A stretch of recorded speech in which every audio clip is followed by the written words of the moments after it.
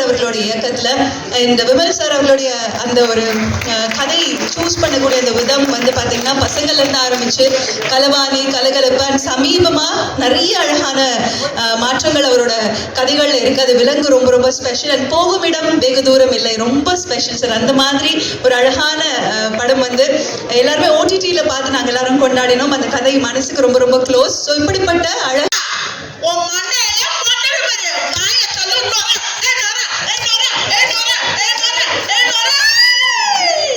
இந்த கலகலப்பான கூட்டணி தான் படத்துல வந்து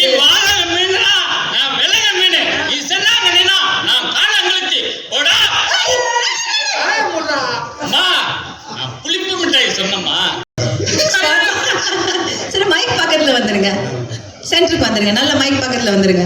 நீட் எழுதி பாஸ் பண்றது ஈஸி.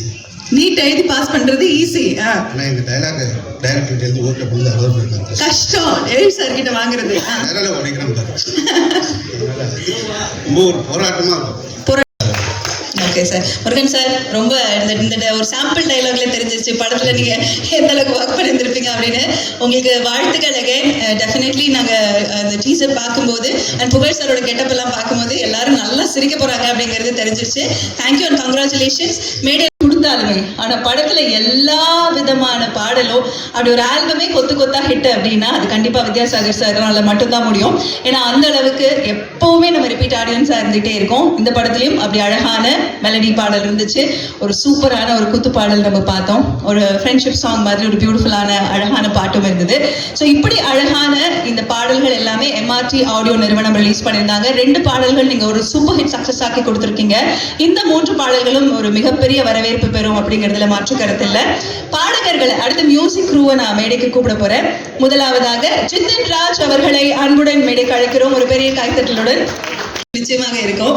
நீங்க சாரோட மியூசிக்ல பாடி இருக்கீங்க அண்ட் வண்டர்ஃபுல்லா எல்லாரும் எக்ஸ்பெக்ட் பண்ணக்கூடிய ஒரு family entertainer. So share few things about that. முதல்ல இங்க வந்திருக்கிற எல்லாருக்கும் என்னோட வணக்கம். அண்ட் எனக்கு இது நான் மலையாளத்துல சாரோட இசையில பாடி இருக்கேன். It's a huge thing for me. And எல்லார் மாதிரியுமே I am a very very ardent fan of sir. And அவரோட ஃபர்ஸ்ட் நான் அவரோட இசையில பாடுற தமிழ் பாட்டு இது ஆக்சுவலி. ஸோ பேங்கரு டோலி டேங்கானா டேஞ்சரு ரொம்ப டேஞ்சரு டோலார் டோலுக்கு குமுக்கு நாக்க பேங்கரு. சூப்பர். கோமாளி கூடாரம் அப்படியே ஆரம்பமே அசத்தலா இருந்தது. நல்ல ஒரு அழகான பாட்டு உங்களுக்கு கிடைச்சிருக்கு. நீங்க சொல்லுங்க சாரோட இசையில வித்யாசாகர் சாரோட இசையில பாடக்கூடிய அனுபவம் அண்ட் எழில் சாரோட படத்துல உங்க பாட்டு வருது அப்படிங்கிறது எவ்வளவு ஹாப்பியா இருக்கு? கண்டிப்பா தேசிங்கராஜா 2 அப்படிங்கிற ஒரு படத்தை பார்க்கறதுக்காகவே நானும் இன்னும் வெயிட் பண்ணிட்டு இருக்கேன். ஏன்னா ஃபர்ஸ்ட் பாட்டு எல்லாரும் பார்த்து ஃபன்னு ஜாலியான ஒரு படம். இந்த ஒரு படத்துல எனக்கு ஒரு வாய்ப்பு கிடைச்சது. நான் ரொம்ப ரொம்ப நன்றி சார். அண்ட் வித்யாசாகர் சார் நான் எதிர்பார்க்கவே இல்லை இந்த படத்துல வாய்ப்பு கிடைக்குன்னு சொல்லிட்டு எனக்கும் ஒரு பாட்டு கொடுத்து இந்த படத்தை ஒரு பாட்டா வச்சிருக்கு. ரொம்ப ரொம்ப நன்றி சார். வயசு தட்டு மாறி கவுத்துடுவான், காப்பாத்த கைய நெட்டு உன்னை சேர்த்து இழுத்துடுவான், சிறுசா ஒரு வட்டம் போட்டு வாழ்க்கையத்தான் முடிச்சிடுவான், கோமாளிங்க கூட்டாடுறோம் கூற பிச்சு கூத்தாட்டும், ஆசை வந்து தொத்துட்டா விடாது வேட்டாலும். அதிரடியா இருக்கு பாடல்கள் எல்லாம். நீங்க சொல்லுங்க சார், இந்த படத்துக்கு இசையமைத்த அனுபவம், ஆடியன்ஸ் எப்பவும் போல உங்களுக்கு ஒரு லவ் கொடுத்துக்கிட்டே இருக்கும், சொல்லுங்க. எழிலோட நாம பண்ண முதல் படம் வந்து பூவெல்லாம் முன் வாசம். பூவெல்லாம் முன் வாசம் தான் என்னுடைய முதல் படம் எழிலோட பண்ணது. அவருக்கு அடுத்த படம் என்னோட பண்றதுக்கு 1/4 நூற்றாண்டு பிடிச்சது. அந்த படத்தினுடைய பாடல்கள் அவர் அவ்வளவு தூரம் பாதிச்சிருக்குது. அதுல இருந்து மீண்டு வந்து அடுத்த படம் மறுபடியும் பாட்டு 25 வருஷம். அவர் ஒரு பெரிய என்ன சொல்றது நல்ல இசை ரசிகர். அவருடைய படங்கள் எல்லாமே அதாவது பூவெல்லாம் முன்வாசம் பார்த்தீங்கன்னா தெரியும் உங்களுக்கு. அவருடைய அந்த காலத்து படங்கள் எல்லாமே அந்த பிகினிங் ஸ்டேஜஸ் அவர் பண்ணது எல்லாமே வந்து ரொம்ப ஃபேமிலி ஓரியன்ட், ரொம்ப அழகான ஃபன் ஃபிலிம்ஸ். ரிமைண்டரா அந்த 1/4 நூற்றாண்டுக்கு ஒரு ரிமைண்டரா? இல்லை, அந்த பாட்டு கம்போஸ் பண்ணும்போது அந்த வார்த்தை அப்படி வந்து விழுந்துருச்சு. அப்படிங்களா? ஆமாம். நிலா மழை எழில் அப்படின்னு சொன்னோம், அது எழில் எதிர்க்கவே உட்காந்துருக்காங்க. அதனால ரொம்ப எழிலா வந்துருச்சு, அந்த பாடல் அழகா வந்திருக்குது, அழகா அமைஞ்சிருச்சு. ஸோ டிஜிட்டல் வந்ததுக்கு அப்புறம் இசையமைப்பது ஈஸி அப்படின்னு நீங்க சில மேடைகள்ல நீங்க சொல்லியிருந்திருக்கிறீங்க. நான் சொல்லலை, அப்படி நீங்க சொன்னதா சொல்லிட்டு இருக்கிறாங்க, அது உண்மையா? அதுவும் தப்பு, வேற யாரும் சொல்லியிருப்பாங்க.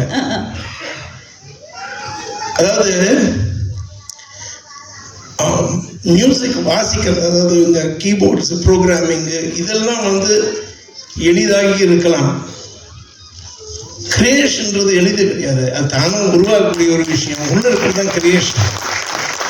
ஸோ டெக்னாலஜி அதிகமானதுனால வந்து கிரியேஷன் அதிகமாகிடுன்றது கிடையாது, உள்ள இருந்து தான் வெளியே வர்றதுக்கு இல்லையா? அண்ட் அது வந்து மற்ற என்ன சொல்றது, the technological development will aid in better sonorous quality, sound quality and better way or new way of sounds.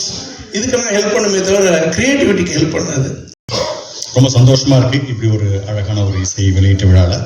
எங்கேருந்து ஆரம்பிக்கிறேன்னா, தயாரிப்பாளர்லேருந்து நான் ஆரம்பிக்கிறேன். ஒரு அருமையான ஒரு தயாரிப்பாளர் இந்த படத்துக்கு. படத்தை தரமாக தயாரிக்கிறது மட்டும் இல்லாமல் அதை அழகாக மக்கள்கிட்ட கொண்டு போய் சேர்க்குற அளவுக்கு பப்ளிசிட்டி நீட்டாக பண்ணுற வரைக்கும் அட்டகாசமாக பண்ணிட்டு இருக்கார் ப்ரொடியூசர் ரவிச்சந்திரன் சார். ரொம்ப சூப்பராக பண்ணுறாரு. அதாவது இந்த படம் வெறும் தரமாக உள்ளுக்குள்ள வரையும் தரமாக இருக்கணும், வெளியில் பப்ளிசிட்டிலையும் தரமாக இருக்கணும். உள்ள தரமாக இருக்கிறதுக்கு சில நேரத்தில் ஒரு சீன் எடுத்து முடிச்சதுக்கப்புறமும் இதை விட இன்னும் பெட்டராக எடுக்கிறதா இருந்தால் என்ன பண்ணலாம் அப்படிங்கிற அளவுக்கு யோசிக்கிற ஆள். எடுத்த சீனையே திருப்பி ரீஷூட் பண்ணுறது கூட கவலைப்படாமல் செலவழிக்கக்கூடிய ஒரு அற்புதமான ஒரு தயாரிப்பாளர். அது இந்த படத்துலையும் நடந்திருக்கு. ஸோ பார்க்குற மக்களுக்கு தரமான ஒரு படத்தை தரணும் அப்படின்னு நினைக்கக்கூடிய அற்புதமான ஒரு தயாரிப்பாளர். அடுத்தது பப்ளிசிட்டியில் கலக்கிறாரு. அதாவது கிட்டத்தட்ட தமிழ்நாடு ஃபுல்லாக 25 பஸ்ஸில் ஃபுல்லாக தேசிங்க ராஜாவோட ஃபுல் இதை போஸ்டர்ஸ்லாம் ஒட்டி மோர் தென் 250 பஸ்ஸஸ் பின்னாடிலாம் அழகாக தேசிங்க ராஜாவெல்லாம் ஒட்டியிருக்காங்க. இதை நான் எடுத்து என்னுடைய சோஷியல் மீடியாவில் போட்டிருக்கேன். அதை பார்த்து கீழே ஒருத்தன் கமெண்ட் போட்டுக்கோங்க, ஏன் நீ மட்டும் பஸ்ஸில் எல்லாம் ஒட்டிட்டு போயிட்டா உள்ளேன்னு பார்த்தா வெளியில் இருக்கிறது தெரியவே இல்லை அப்படின்னு. ஏன்னா எங்களுக்கு கொடுப்பாங்க அப்படின்னாங்க, நாங்கள் எல்லாரும் சேர்ந்து அதை 13 நிமிஷத்துக்கு மாற்றி வைப்போம். எல்லாத்தையும் எங்களை ஆட விட்டு வேடிக்கை பார்த்து அழகாக ரசிப்பார். ஃபர்ஸ்ட் ரசிகர் எங்கள் இயக்குனர் எழில் சார் தான். எங்களுக்கெல்லாம் நல்லா ரசிச்சு அதில் பெஸ்ட் பீஸை எடுத்து பண்ணுவார். எனக்கு தெரிஞ்சு அவர் வந்து நடிகர்களை கொஞ்சம் நம்புவார், எடிட்டரை தான் மோஸ்ட்லி நம்புவார். ஏன்னா சம்பூர்ண ராமாயணம் மாதிரி நாங்கள் 2.5 மணி நேரம் படத்தை 25 மணி நேரத்துக்கு எடுத்து வச்சு அந்த அளவுக்கு பண்ணுவோம். பட் பெஸ்ட் பீஸ் கூட அருமையான இயக்குனர், எப்போ கூப்பிட்டாலும் ஓடி போகிற அளவுக்கு அவ்வளோ ஒரு ஒரு ப்ளசண்ட்டாக இருக்கும் அந்த விஷயம். அப்படியே இருப்பார், என்ன பேசுகிறாரு அவர், லிப் மூமெண்ட்டே காணமேன்னு தேடுற மாதிரி இருக்கும். சப்போஸ் அந்த டைலாக்ல மாம்பழம் இருந்துன்னு வச்சுங்களேன், டப்பிங்கில் வந்து சார் மாம்பழம் இல்லை சார், அது கொய்யாப்பழம்னா அவரோட லிப்பில் கொய்யாப்பழம்னு போட்டுக்கலாம், ஸ்ட்ராபெரின்னு கூட போட்டுக்கலாம். அந்த மாதிரி லிப் மூமெண்ட் எதுக்கும் சூட் ஆகிற மாதிரி ஒரு அழகாக சட்டிலான பர்ஃபார்மன்ஸ். அடுத்தவங்க நடிக்கிறது அவங்களாம் அவங்க வேலையை பாருங்க, நான் என் வேலையை பார்க்குறேன். அடுத்தவங்களை பார்த்து பொறாமப்படுறதோ அதுவோ கிடையாது. இவருக்கு ஏன் சார் சீனை ஏற்றிட்டீங்க, எனக்கு ஏன் சார் கம்மி, ஒன்றுமே கிடையாது. டைரக்டர் ஃப்ரெண்ட்லி ஆர்டிஸ்ட் அப்படின்னா விமல் சார் தான். நான் சந்தோஷமா இருக்கு. கேள்வி கேட்டாதான் எனக்கு பதிலே வரும். பின்னாடி நிறைய வேலை செய்ய பேசுறது அப்படின்னு சொல்றீங்க சார். இந்த படத்துல பணியாற்றிய அனுபவம், ஏன்னா இந்த படம் முழுக்க ஒவ்வொரு ஆர்டிஸ்டுமே ஹை எனர்ஜி பெர்ஃபார்மர்ஸ். நம்ம ஆக்டர் விமல் அவர்களை எடுத்துக்கலாம், சாம்ஸ் அவர்கள் வந்திருந்தாங்க, ரவி மரியா சார் இருக்காங்க, சிங்கம்புலி சார் இருக்காங்க, காஸ்ட் அண்ட் க்ரூவே அப்படி ஒரு கலாட்டாவா இருப்பாங்க இல்லையா? ஸோ நீங்க இந்த படத்துக்கு பர்டிகுலர்லி சினிமாட்டோகிராஃபி பண்ண அந்த அனுபவம் பத்தி சொல்லுங்க சார். முதல்ல ஒரு விஷயம் இருக்கு, 25 வருஷமா நான் சாரோட டிராவல் பண்ணிக்கிட்டேன். மிஸ்டர் எழில் சாரோட துல்லாத மனம் துள்ளும் அவருடைய முதல் படம் ஆரம்பிச்சு இந்த படம் 25 வருஷத்துக்கு அப்புறம் ஒரு பெரிய கைத்தட்டல் கொடுக்கலாம். வேலைகள் மட்டும் பார்த்தீங்கன்னா ஒரு 35 நாள்ல இந்த படம் அவ்வளவு விறு நான் ஸ்டார்ட் பண்ணி முடிச்ச, அது ரொம்ப ரொம்ப இப்போ எல்லாம் பெருமையா இருக்கு. ஃபங்க்ஷனை பண்ணணும்னு சொல்லிட்டு ஒரு ஷோவை நிப்பாட்டிட்டு பண்றது வந்து இந்த ரொம்ப கஷ்டம். நான் அதுக்காகவே வந்து ஆக்சுவலி நான் இப்போ கோயம்புத்தூர்ல ஷூட்டிங்ல இருக்கேன். அப்படிங்களா? கரண்ட் ஓடி வந்து சாருக்காக நான் பேசுறதுக்காக